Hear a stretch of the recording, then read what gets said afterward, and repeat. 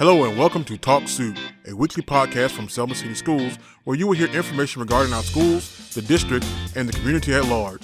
And now, our host, Dr. Avis Williams.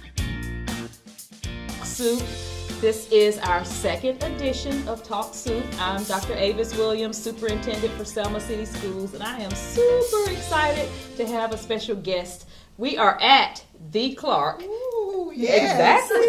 And this is Mrs. Yes. Thrash, the principal of Clark Elementary. How are you? I'm doing well. Good morning. Good morning, everybody. Good morning, Team Selma. Yes, and we are so excited to be at the Clark. We have some phenomenal schools throughout our district, and I love coming to the Clark and seeing the excitement. I love the colors. You know, that purple is a color of royalty. You know, Absolutely. And you have some phenomenal scholars here. We're going to talk a little bit more about your scholars and actually meet one of your scholars a little bit later in our program. So thank you for being here. You're welcome. And for participating with us.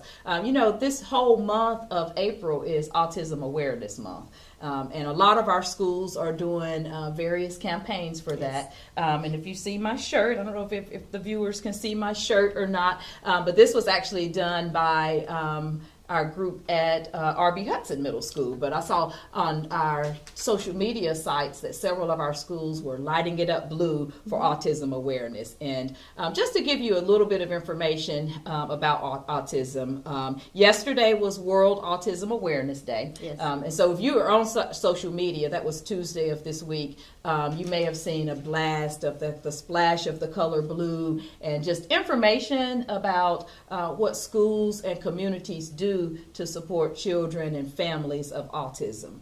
And we want to go beyond just promoting it because it's about accepting and appreciating and valuing all of our scholars. And about 1% of the world population has autism spectrum disorder.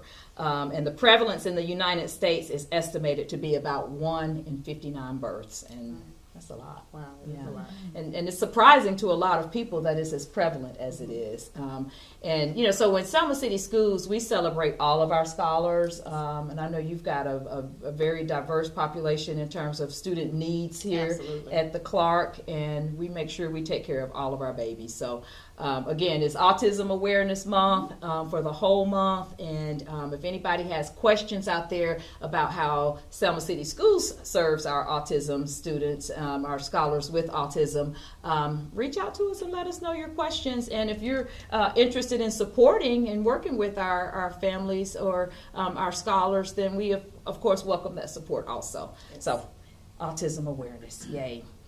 Now, one of our segments that we do every week here on Talk Supt is My Why. And I explained at our last session that that was a campaign that we did maybe a couple of months ago where we had the hashtag MyWhySCS. And you've been a principal here for how long now? This is my second year. Your second year as principal. And how long have you been in education? 21 years. 21 years. Yes. Wow. So you must have a why. I have a why every day. Why every day. And you have to, don't you? Yes. Because every day we face a lot of challenges in education. It's a labor of love, but there are challenges. And so I think it's important as educators that we have a clear why to guide our work, to make sure that we stay joyful in the work that Absolutely. we do. So, Ms. Thrash, what's your why? 21 years ago, my why began with students with special needs. Mm-hmm. And that branched out to students with similar needs that may not have been identified. So Okay. I have a true love for students learning Mm-hmm. and learning well and at a high level. So that's why I love working with teachers Yes. so that we can make that happen. So I would have to say my why every day would be my teachers here at the Clark and my students, because I thrive and I love seeing them come in every day with a smile. I'm there to Awesome. greet them to start their day off. So my why are the students and teachers at the Clark. I love it. I love it. And they are very fortunate to have you. I know we did our academic excellence visits here a couple of weeks ago, and I thoroughly enjoyed being in the classrooms. I'll never forget the lesson that I saw some of your third grade teachers doing with the scholars, where it was so hands-on and interactive. The students had an opportunity to create race cars, and they were talking about speed and velocity and weight, and the difference that it made when you put a certain weight on the race car. Yes. And they were able to explain it to me, exactly what the formulas were and why they were doing that work. Right, so right. You've got some great things happening at the Clark. And people need to know about that. And I'm real big on making sure we tell our story with Selma City Schools, because otherwise you get things like the street committee said, what?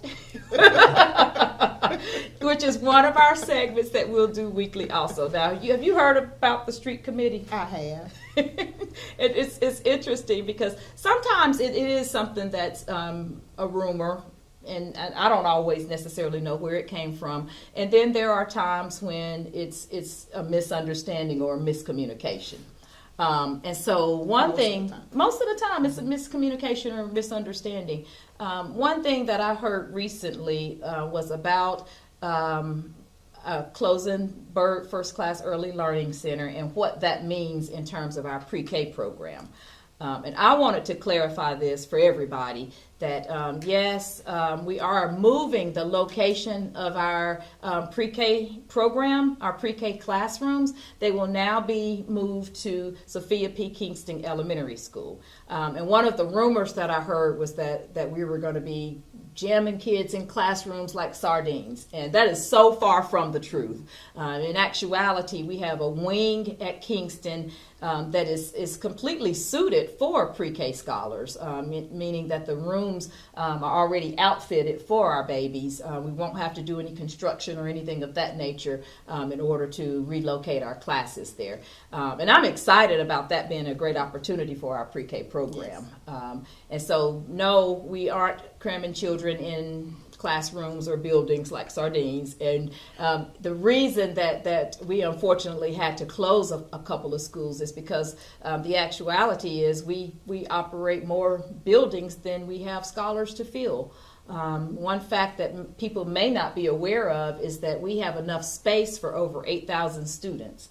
And most people do know that we only have around 3,000 students. So it just makes sense that we start looking at our facilities usage, and especially in light of the fact that, we're not growing money on trees. Absolutely not. And so with that being the case, we did have to make some tough decisions about our facilities. But again, Sophia P. Kingston will be the new location for our pre-K program, and the official name of that program is going to be the Selma City Schools Strong Start Pre-K. Excellent.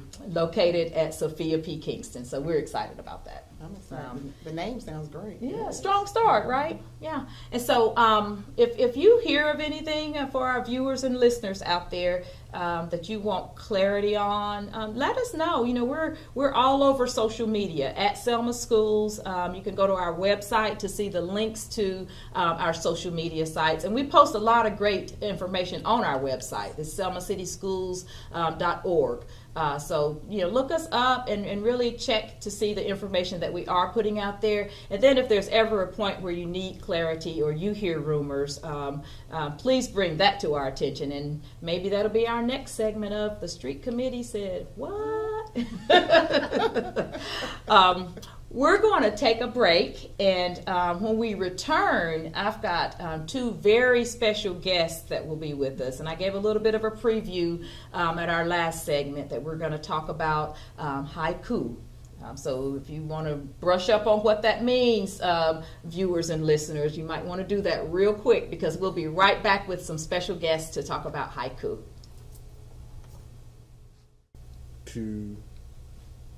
And we're back. And as promised, we have two very special guests with us today. I've got Miss Gail Ingram and Miss Alicia Lee. Alicia is a fifth grader here at the Clark, right? Yes, ma'am. Right. Welcome. Welcome. Thank you for being here. Well, I'm glad to be here too. Well, all right, good deal. Now, I mentioned earlier that we were going to talk about haiku, and I think I gave a slight preview last week that you started a campaign called Let's Haiku Together. You want to tell us a little bit about what that is and why that was so important to you? Okay. Well, I love poetry, and I write poetry.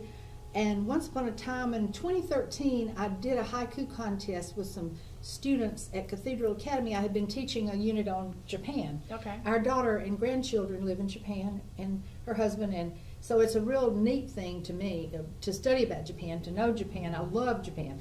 And so Japan, to interject just slightly, a haiku is a Japanese it's a Japanese poem, poem. right? Yes. It originated in Japan about 400 to 600 years ago. Okay. And there's several famous Japanese haikuists, and it's evolved. But everybody mostly knows, haiku's a 3-line poem with 5, 7, and 5 syllables. So those are the criteria we decided to use with students in Dallas County. But it was so much fun to do it with a few students at Cathedral Academy in 2013 that when I was on the separation design team last year with the Selma Center for Nonviolence, and it came about that one of the goals was to try to bring students together from all over the county because there's so much separateness. So in August, I thought, a haiku contest. Grades 6 through 12, and so I approached Dr. Williams with it, and she sent me a haiku, and she liked the idea. So I was just fixing to go to Japan for 3 months, so got back in December, and we started in late in February, early February. But and she assigned me her curriculum specialist, and so did the county, and all of the private schools were interested, and we even approached homeschoolers, but they didn't have anybody that really wanted to do it. But anyway, we wanted to just bring everybody together. And so since that time, you've gone out and you've met at several schools and actually met with students like Alicia and started helping them write haikus? Yes, and the teachers had usually already done it. In fact, we honed it down from grades 6 through 12, which would have been utterly impossible. Yeah, that's a lot. To 4th and 5th. Okay. And I love going into the schools and meeting the students and working with them. It's just really fun. And when I would go, I would take pictures that a friend of mine in Georgia, who has been the judge for our contest, writes haiku about and posts on social media. Okay. And I would take the pictures and spread them out to the children, and they would look at them, and we would talk about what haiku does and how haiku is a way to strip down your emotions to your soul and gather courage and resilience and strength. And you can free up your definition. It is powerful. You can free up your emotions by writing haiku. And Alicia wrote a haiku that broke my heart when I read it. So I knew that it was really meaningful to her. Yeah. And Alicia, your haiku is called Puppy Tears, right? Yes, ma'am. What made you come up with the title and write about puppy tears? What's it about? It's about my dog had diagnosed in first grade. Yeah. And so what she said about the emotional piece, that's true, huh? Yes, ma'am. You want to share your haiku with us? Yeah. Okay. Shout it out, Alicia. The title is Puppy Tears. Tears I have cried in for the puppy I once had. He's always missed. Oh. 3 lines, 5, 7, 5. Woo, that was great. That's awesome, and Alicia. One thing I was just reading this morning, haiku presents healing through self-expression. Wow. And that's true of haiku because it's poetry or just any kind of poetry. If you write your feelings down, you can get in touch with them, and it helps you to get over feeling sad. So I was so thankful to be able to learn all this about haiku. And also, I know that Dr. Williams has brought in social emotional learning to the schools. Haiku is an excellent way to do social emotional learning. Absolutely. Make sense of feelings, teach awareness and restraint, deepen connections, not only with others but with yourself. I love that. So it's a haiku. Yeah, and we talk a lot about self-care and, like you said, social emotional learning. And as a former English teacher, I love to write anyway. Oh, yes. But writing is freeing. It You know, is. it really does It give you an really does. opportunity to express in ways that simple conversations don't. Yeah. Do you like to write, Alicia? Yes, You ma'am. do. What's Keep your favorite? writing. Yeah, definitely keep writing. What's your favorite subject in school? Math. Math. Oh, wow. So you are so talented. So you love math, but you're also an excellent writer because this haiku is phenomenal. And like I said, I love the fact that it did draw from your personal experience. So that is phenomenal. And I hope you do keep writing. Yes, ma'am. So what's next? You've got some more What's schools next? that you're Yeah, visiting well, still? I haven't been invited to any more. The county hasn't sent, they're sending theirs in by the 12th. Okay. And the Selma City Schools have finished sending theirs to me online by the 12th. Okay. And what's next is on the 26th at the library, we're going to have a celebration where the students will present their haiku, and we'll present them with a certificate and some other note that of the winners. It will Okay, only because be this the is a winners. contest. It is a contest. Yes. And there'll be winners from each school. If the 4th and 5th grade both enter, there'll be 3 from the 4th, 3 from the 5th. The people that participate can get a certificate done by their schools just with their name on it as being a participant in the contest, Okay. maybe at school awards day. Okay. And what I want to do, if there's funding for it, is make a booklet of the That would from be for great. all of everybody that wrote across a the haiku, county who across the county participated. participated, and called Let's Haiku Together. This is one that I did it in 2013. Okay. It was real thin, but it would be so neat to have all those haiku. That and would be great. so that will be for May. I Okay. won't have that ready on the 26th. But Okay. hopefully, Well, maybe in that's May. something that we could definitely get before the end of the school Yes. year, and Yes. that's something we could share with our viewers and listeners before school gets out, perhaps. Yes, Yeah. it's made me. I loved doing this, but the original purpose of bringing all the students together, that will only happen on awards day. Yeah. But yesterday, a friend at the Selma Center gave me an idea. We need a poetry night and let the kids share it. I said, That would that's be an good. excellent Do a idea. poetry but- slam. yeah, but I don't know if we can do it before school's out. Yeah. But Well, anyway, maybe it'll be a something- back to school event. It might be. You That know? would be good. Yeah, that's a good idea. It could be that'd be a phenomenal back Yeah, to it school would be. event. That would You be. know, we have so much going on at that time of Oh, I year that there's always so many people looking for those Mm-hmm. types of activities. So let's talk about that. Well, we're still looking for donations. I sent out many letters, and we've received 7 letters Okay. with a donation in it from Awesome. businesses in the area, and their names will be on the back of the book or the program or whatever. Gotcha.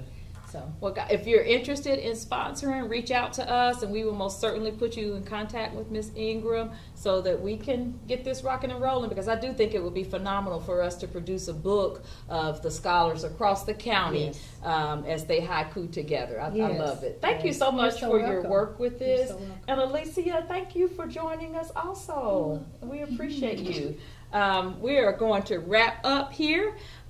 Courtney Washington will be back with us next week. And just to give you a preview for next week, I mentioned that all of our elementary schools are creating academies of academic excellence. And next week, we will begin revealing what those academies are. That's It's exciting. exciting. It's very exciting because each school will have a specialty program. Where we're really just trying to make sure we're in tune to the needs and the desires of our scholars and their parents. So I'm excited about revealing what those specialty programs are.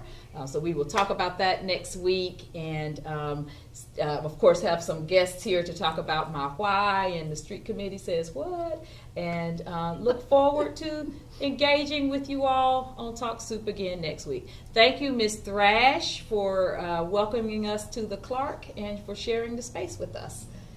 And thank you. you're welcome. Can I just say that we are very honored and blessed to have you in Selma? Oh, thank you. I mean, appreciate it's been that. awesome. You're making me want to go back to school.